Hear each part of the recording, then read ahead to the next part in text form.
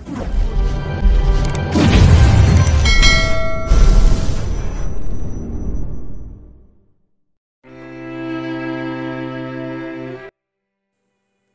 ng missed calls ang cellphone ni Marigold.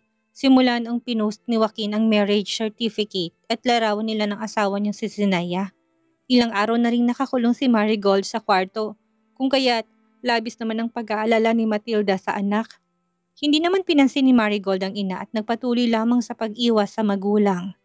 Inis na inis siya sa sarili dahil lahat nga lamang ng ginagawa niya ay kapalpakan. Halos minu-minuto ay may tumatawag sa kanyang telepono, kung kaya't sobrang naiirita na siya sa tunog nito. Lahat naman ng tumatawag ay ang mga naging kaibigan niya noon na nakikikismis lamang sa kanya tungkol doon sa inexpose ni Thunder at ang kaibigan nitong si Luke na sinisiraan niya ang kapatid niya. Tang-inang Zenaya na yon. Kinuha ng lahat-lahat sa akin, pati kasikatan ko ay napunta na sa kanya. Kinuha niya ang cellphone at inistalk ang kapatid. Napakuyom siya ng kamao nang makitang kahit naka-private pa rin, ang account nito ay marami ng followers ang dumadagsa dito. Kita niyang ilang segundo ay may dumagdag sa followers nito sa tuwing nire-refresh niya ang screen ng cellphone niya. Shit! Mural niya sa sobrang inis. Samantalang ang account niya ay segundo ring bumabawas ang followers at friends niya. Gigil na gigil talaga siya sa atin niya at na-frustrate siya kung paano makakaganti dito. Bigla niyang naalala ang kababata niyang si Dexter. Si Dexter ay nakapagtapos ng kursong fashion designer sa Harvard University. Naalala niyang minsan na ipinagmalaking lalaki sa kanya na doon ito nag-graduate kung kaya mas minabuti niyang kontakin ito mula sa US. Ilang minutong nakalipas ay kaagad na sumagot ang binata. Hello Marigold, napatawag ka. Tanong ng binata sa kanya. Dexter, kamusta ka? Miss na kita kaya napatawag ako sa'yo. Malambing na sagot ni Marigold. Ganun ba? I miss you too Marigold. Kamusta ka na? Kakauwi ko lang galing sa US at nagpapahinga. Gusto ko sana surpresahin ka pero naunahan mo na ako. Saktong tumawag ka. Masiglang saad ni Dexter sa dalaga. Nagniningning naman ang mga mata ni Marigold kung kaya't natawa siya ng mahina. Hala, nandito ka sa Pilipinas? Kailan pa? Kita naman tayo. Kahapon lang. Sige, saan tayo magkikita? May pananabik na tanong ni Dexter sa dalaga. Doon pa rin sa palagi nating pinupuntahan, si Star Cafe. Nang matapos ang kanilang usapan ay napangisi ng malaki si Marigold. Alam mo matagal nang may gusto si Dexter sa kanya, kung kaya't magpapatulong siya sa paghihiganti sa ate niya. Tatanungin niya rin ang lalaki kung nakapagtapos bang ate niya sa Harvard University o hindi. At kung malaman niyang hindi, malamang expose niya to sa nalalapit nitong kasal. Yan na lamang ang tanging paraan para makapaghiganti sa ate niya. Sa pagkakaalam niya, magka-batch si Dexter at ang kapatid niyang si Zenaya kung kaya't siguradong malalaman ng binata kung nakapagtapos ba si Zenaya sa Harvard University o hindi. 3 minuto bagong usapan nila ay nandun na si Marigold. Hindi naman niya inaasahan na mas maaga pa palang dumating si Dexter sa kanya. Napakaaga mo naman Dex, malambing na salubong sa binata at nakipagbeso naman dito. Sa katunayan, sobrang laki na ng pinagbago ng Dexter noong pumunta ito ng US. Ang isang payatot na binata noon ay naging isang hunk at gwapong binata na ngayon, ngunit hindi niya type itong si Dexter. Never din naman niyang nagustuhan ng lalaki. Isa lang naman kasi ang naglalaman ng puso niya noon at hanggang ngayon, si Keith Anderson. Grabe, sobrang ganda mo pa rin Marigold. Hindi pa rin kumukupas ang ganda mo. Nahuhumaling na sabik ni Dexter sa kanya, kaya napa-flip hair siya. Ano ka ba? Small things. Anyway, before I forgot, may tanong pala ako sa'yo. Pagsisimula ni Marigold kung kaya't kumunot ang noon Dexter. Ano yun? Hindi ba at nakapagtapos ka sa Harvard University? Nagniningning naman ang mga mata ni Dexter sa kanapatango bilang sagot.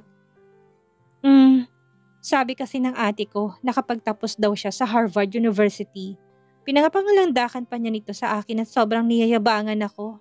Hindi naman ako naniniwala dahil hindi naman siya katalinuhan kagaya ko. I really can't imagine na kiniklaim niyang doon siya nakapagtapos. Can you help me? Tanong ni Marigold at napapikit-pikit pa sa binata. At dahil likas na utu-uto si Dexter ay agad namang tumanguto sa dalaga. Oo naman, anong pangalan ng ate mo at kailan siya nakapagtapos? Same year kayo eh. Zenaya Lisa Santiles. Mabilis lang namang nagtipa si Dexter at kagad na dinownload ng yearbook nila.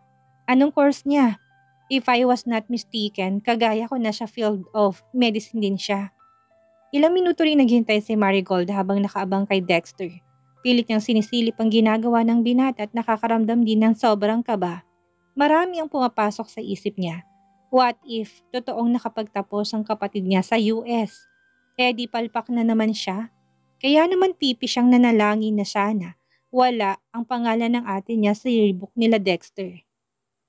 Kita niyang pag-iling ni Dexter kaya nabuhayan siya ng loob. I'm sorry Marigold, ngunit wala namang Zenaya Lisa Santiles sa yearbook namin. Halos lahat ng course ay hinalugog ko na ngunit wala talaga. Baka nagsisinungaling lang ang kapatid mo. Hindi naman siguro siya nakapagtapos sa Harvard University. Napahampas si Marigold sa mesa kung kaya't nagulat si Dexter. I knew it! Sabi ko na nga ba, imposibleng nakapagtapos ang kapatid ko sa Harvard. Thank you Dexter, you saved me.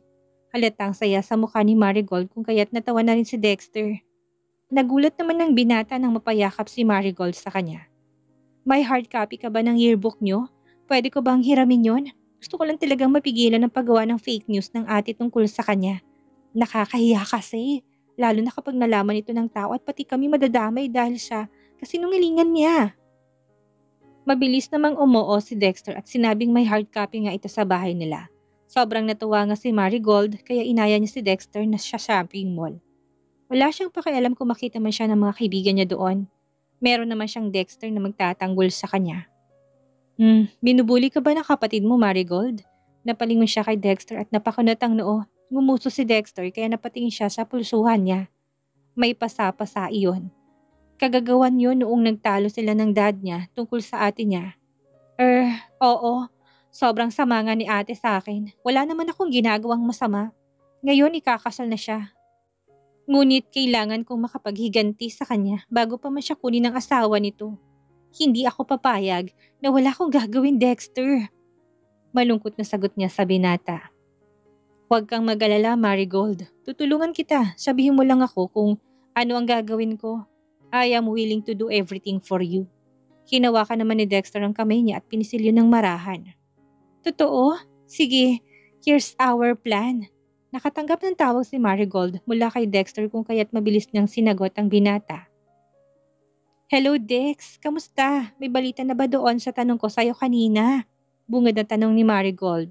Ilang oras na rin nakalipas nang makauwi sila galing sa mall kasama si Dexter. Hindi niya na-expect na tumawag agad ito sa kanya. Yes, nakakuha na ako ng balita galing sa isa kong pinagkakatiwalaan sa university at ang sabi, walang pangalang Zenaya Lisa Santiles ang nakapagtapos sa batch namin. I even asked my professor about her but the name's not familiar to him. Mukha nga nagsisinungaling ang kapatid mo, Marigold. Kumpirma ni Dexter kung kaya't labis naman ang tuwa ng dalaga. Sinasabi ko na nga ba, huwag kang mawawala sa wedding ng ate bukas ha. You're a part of my plan, okay? Paalala ni Marigold sa binata kung kaya't napatango si Dexter bilang pagsang-ayon. Nang magpaalam ang dalawa ay napatili si Marigold. Napatalon-talon pa siya sa sobrang tuwa dahil alam niyang hindi siya mahigita ng kapatid niya. Nakumpirma niya ngayon lang na hindi naman pala nakapagtapos ang ate niya. Meaning, nagsisinungaling lang ang bruhildang kapatid. Humanda ang kapatid niya bukas dahil siya mismong mag-e-expose sa kasinungalingan nito. Mabilis na bumaba si Marigold upang sabihin ang nabalitaan niya kay Dexter sa magulang. Nang makita ni Marigold si Salvador at Matilda na seryosang nag-uusap sa salay kagad siyang sumingit sa pag-uusap ng dalawa. Mom, Dad, guess what? I asked my friend Dexter who graduated in Harvard University. Same year with Ate Zenaya, ngunit sabi nito'y walang Zenaya Lisa Santiles ang nakapagtapos doon. So meaning, nagsisinungaling lang ang kapatid ko tungkol sa education niya. Masiglang bati ni Marigold sa dalawa. Kumunot naman ang noo ni Matilda. Anong sinabi mo, darling? Samantalang hindi naman pinansin ni Salvador ang sinasabi ng anak ni si Marigold. Nanatili lang na blankong ekspresyon nito. Ilang segundong nakalipas na magsalita ang ama. Hindi na kami maniniwala sa sinasabi mo, Marigold. Hindi ka ba nadadala sa paninirang puri mo sa kapatid mo? At kahit naman hindi nakapagtapos si Zenaya ay wala akong pakialam. Ang mahalaga ngayon ay tuloy pa rin ang kasal nila ni Kit. Nagulat naman si Marigold dahil sa sinabi ng ama. As expected, kakampi talaga ito sa atin niya. Sino nga ba naman siya sa ngayon? Mas may ambag si Zenaya sa mga ito dahil ikakasal ng kapatid kay Kit Joaquin. Ngunit hindi na yon mangyayari dahil sigurado siya na kapag nalaman ng pamilyang Anderson na nagsisinungaling ang kapatid niya, hindi na ito matatanggap bilang parte ng pamilya. Binabalaan kita, Marigold, once na gumawa ka ng ikakahiya ng pamilya natin bukas, alam mo na kung saan ka pupulutin. Naintindihan mo? Nang matapos yon ay umalis ka agad si Salvador sa sala at pumunta sa office nito. Iniwan ng matandang lalaki ang mag-ina nito sa sala. Tamang ama mo, Marigold. Huwag mo na sanang dagdagan pang problema nating pamilya. Tanggapin mo na lang na once na may kasal si Zenaya at Kit Joaquin bukas, masusolve ng ating problema. Ang kapatid mo na lang ang pag-asa natin upang makabangon ulit. Hindi na rin namin inalam pa kung saan nagtapos ang kapatid mo dahil ang mahalaga na lang sa amin ngayon ay ang kumpanya natin. Kalmadong paliwanag ni Matilda kay Marigold at agad nang tumayo upang pumunta sa silid nito. Nang makaalis ang mag-asawa ay unti-unting namulang mga mata ni Marigold. Hindi niya akalaing maitsapwera siya ng ganito ng mga magulang. Simula noong nalaman ng mga magulang niya na siya ang nagpapakalat ng masasamang balita tungkol sa kanyang kapatid ay nag-iba ng trato ng mga to sa kanya. Lalong-lalo na pagdating sa kanyang ama. Kumuyom ang kamao ni Marigold. Mas lalo nadagdagan ng inis niya kung kaya't hindi siya nakinig sa babala ng mga magulang. How can she actually sit and relax at this time? May nakalap na siyang impormasyon na makakapagpabagsak sa kapatid niya. Samantalang sa Andersons Inc., sobrang naging busy si Kit Joaquin sa gagawin nilang proyekto kung kaya't nakasubsob lamang siya sa trabaho. Ngunit ilang oras ang nakalipas ay nakatanggap siya ng isang hindi inaasahang bisita. Kit Joaquin, apo, mukhang busy ka ata. Habang seryosong nagtitipa sa kanyang laptop ay nakarinig si Joaquin ng isang pamilyar na boses. Nang lingunin niyang direksyon kung saan nagmumula ang boses ay bumungad si General Natividad sa kanyang harapan.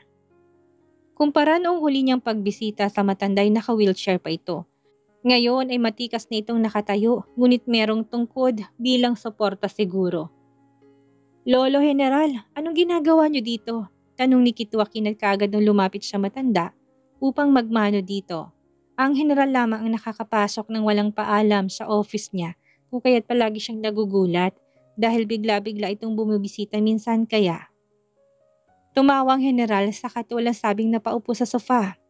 Kailangan ko pa bang may rason para pumunta dito? Kinakamusta lang naman kita, apo. Subalit hindi siya naniniwala sa sinabi ng matanda dahil alam niyang may rason kung bakit ito napabisitang bigla. You always have a reason whenever you go here. Hindi mo ko maloloko, lolo. Seryosong sagot niya sa matanda kung kaya't napahalakak si General Natividad. Kilalang kilala mo talaga ako, apo. Hindi na ako magpapaligoy-ligoy pa. Ngunit nabalitaan kong ikakasal si Dr. Santiles sa'yo. At alam kong alam mo na siya ang naggamot sa mga paa ko. Kung kaya't matibay na ito, hindi ba? Napatango si Joaquin bilang sagot. Nalaman ko rin na ang pamilya nito ay ang pamilyang Santiles na nagmamay-ari ng resort na pinasara mo. Nais ko lang malaman kung anong rason kung bakit mo yun ginawa sa pamilya ng mapapangasawa mo. Hindi ko maintindihan na po, dagdag pa ni General Natividad. Huminga ng malalim si Joaquin saka nagsalita. Lolo, kung ang rason nyo sa pagpunta dito ay iatras kong pagsasara sa resort nila, ay hindi ako papayag. Hindi na rin magbabago pang desisyon ko. Ginawa nila ng masamang asawa kong si Zenaya at dapat lang naparusahan sila. Alam kong maintindihan niyo ko. Oo, may utang na loob kayo sa asawa ko kaya nyo tinutulungan ng pamilya nito. Ngunit, papayag ka ba na abusuhin nila si Zenaya? Dahil kung tutuusin, kulang pang nangyayari sa kanila ngayon. Mabuti nga't hindi ko tuluyang ipinasara pati ng kumpanyang iniingat-ingatan nila. Dahil alam kong kahit na papano'y magulang pa rin sila ng asawa ko. Do you think I did those for no reason? Pinaghihigantihan ko lang sila sa masasamang ginawa nila sa asawa ko. Nalaki ang mga mata ng general sa sinabi ni Joaquin.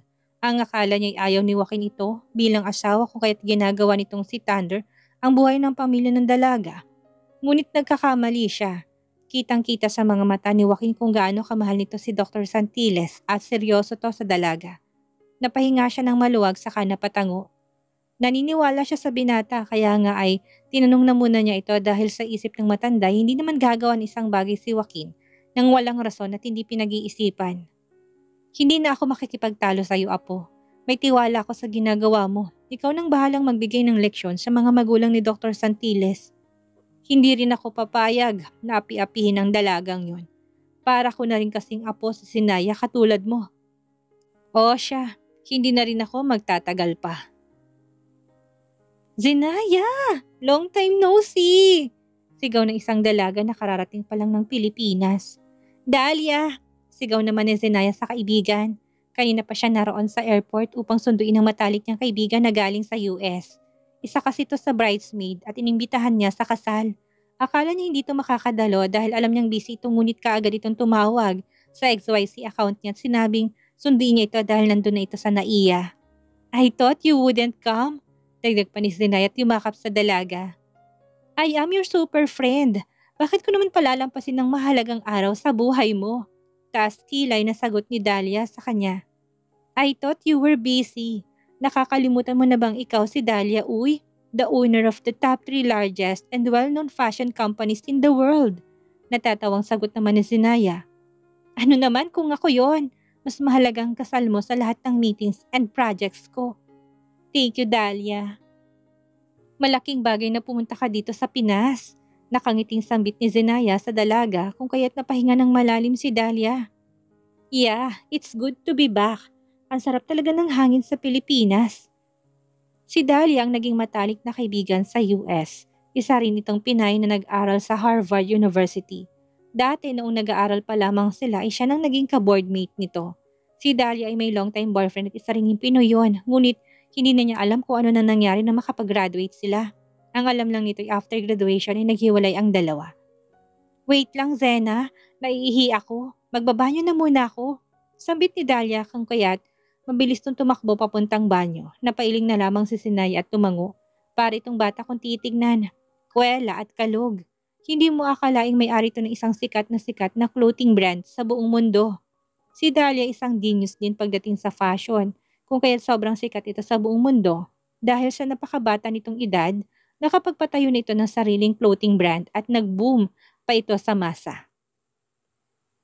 Samantalang si Dexter at Marigold ay pumunta ng airport upang kitain din ng isang malapit na kaibigan ng binata kung saan kukunin nilang hard copy ng yearbook nito dahil nawala pala ni Dexter ang kopya ng sa kanya.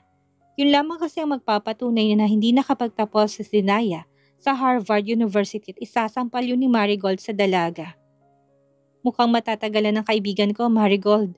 Okay lang ba na maghintay pa tayo ng 1 oras? Tanong ni Dexter. Sobrang nahihiya ng lalaki dahil halos 1 oras na silang naghihintay sa kaibigan nito. Ang sabi ng kaibigan ni Dexter ay na-delay ang flight nito kung kaya't late tong makakarating. Okay lang naman, Dex. Ako pa ba? Sanay na ako maghintay. Natatawang sagot ni Marigold. Sa kaloob-looban ng dalagay, kanina pa ito nababagot. Ilang beses na nga nitong pinagmumura sa isipan ng kaibigang ni Dexter. Kung wala lang itong importanteng kukunin sa lalaki ay matagal ng dalagang umalis sa airport na yon. Wait! Napatayo si Dexter sa kinauupuan kung kaya't napatayo rin si Marigold at napatingin sa direksyong tinatanaw ng binata. Akala ng dalagay kaibigan na nito si Dexter ngunit nagkakamali pala siya. Shit! Si Dahlia C ba yun? Ang sikat na negosyante sa buong mundo. Ang may-ari ng brand na Dahlia. Tanong ni Dexter kay Marigold kung kaya't sobrang nagningning ang mga mata ng dalaga. Damn, lahat ng gamit niya. Mapa, bag, damit at sapatos ay brand na Dahlia. Kung nandito nga si Dahlia, magpapapicture talaga siya dito. Ano? Nasaan? Saan?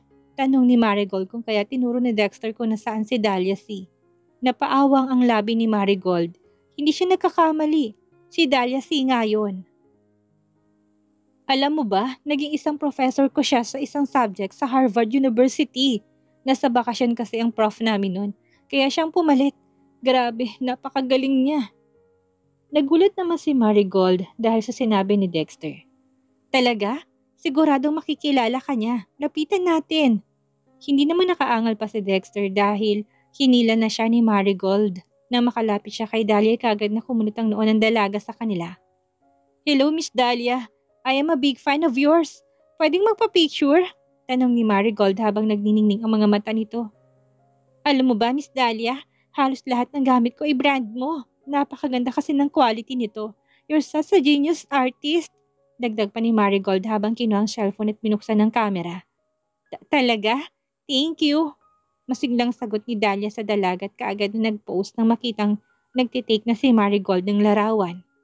"Ako nga pala si Marigold at itong kaibigan ko si Dexter." Walang hiyang pakilala ni Marigold sa dalaga. Napangiwi si Dahlia dahil para bang natatagalan ito sa pakikipag-usap sa mga to. Napilitan siyang gumiti sa binata at saka tumango. "Hi, sorry. I really need to go." Naputol lang kanyang sasabihin nang biglang yumuko si Dexter. "Professor Dahlia, long time no see po." Nagulat naman si Dahlia dahil sa sinabi ni Dexter. Paanong nalaman nito na isa siyang dating propesor? Well, kinuha lang naman niya ito dahil nakikipag-usap sa kanyang dati niyang propesor na mag-substitute teacher habang wala pa to. It was indeed fun. Ilang buwan lamang yun ngunit sobrang daming experience at lesson ang natutunan niya. Teaching is fun. Kung bibigyan pa siya ng isa pang pagkakataong pumili ng kurso, ang pagtuturo ang pipiliin niya. Biglang nabuhayan si Dahlia kung kaya't napatagal pa siya sa pakikipag-usap sa dalawa. "Oh wow! Sa Harvard University ka nag-aral?" Tanong ni Dahlia sa binata. Tuwang-tuwa naman si Marigold dahil nakuha ni Dexter ang interes ng babae kung kaya't may chance siya na mapalapit sa isang sikat na fashion designer sa buong mundo. Natawa ng mahina si Marigold. Okay lang na nawalan siya ng kaibigan. Big time naman ang magiging kaibigan niya ngayon. "Yes, I was really amazed by your teaching, Prof. I admire the most. You're the best teacher kaya hindi naman talaga kita nakalimutan. I am a really big fan of yours." Natawa ng mahina si Dahlia nang makita nitong namumula ang pisngi ng binata. Miss Dahlia, pwede ko bang mahingi ang contact number mo? In case you need to accompany to tour you in the Philippines, I am willing to be that someone." Singit ni Marigold sa itinapat ang phone sa harap ni Dahlia. Bigla namang nakaramdam ng pagkailang sa dalaga si Dahlia, ngunit dahil sa sobrang hiya at pagmamadali ay dahan-dahan niyang kinuha ang phone at nagtipa ng number. Bahala na. Sasabihin ko na lang na busy ako. Yan ang nasa isip ni Dahlia. "Sorry, I really need to go. Kanina pa kasi naghihintay ang kaibigan ko sa akin." Hindi na hinayaang makapagsalita pa ni Dahlia ang dalawa. Mabilis siyang tumalikod sa mga ito at kumuway pa. Tuwang-tuwa naman si Marigold dahil nakuha niyang phone number ng iniidolo niya. Dumagdag pang larawan nila, agad namang pinost ng dalaga ito sa XYZ account.